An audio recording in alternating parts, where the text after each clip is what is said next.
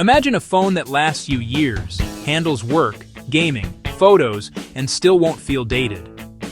In 2025-26, if you buy the right phone once, you don't need to upgrade every year. That phone? It starts with iPhone. Today we dive into why the iPhone 17 series might be the smartest buy you make this cycle.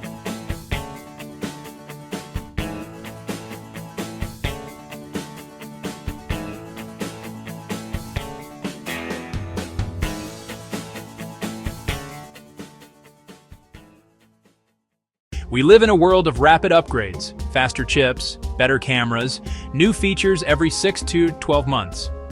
But even experts say only one or two major steps matter.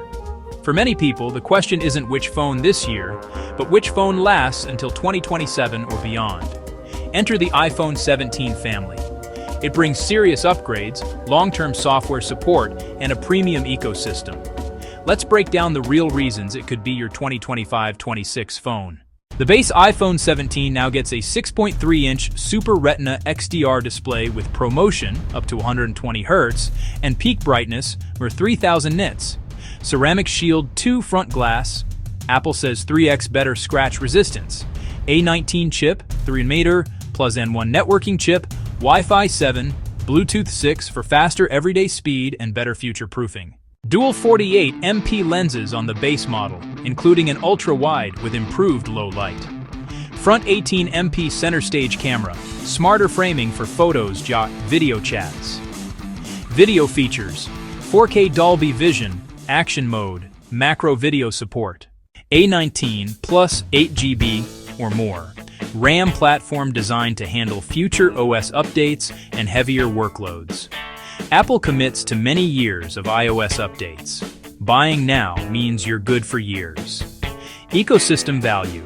MagSafe accessories, Apple services, resale value retained. If you multitask, apps, gaming, editing, this phone has the muscle.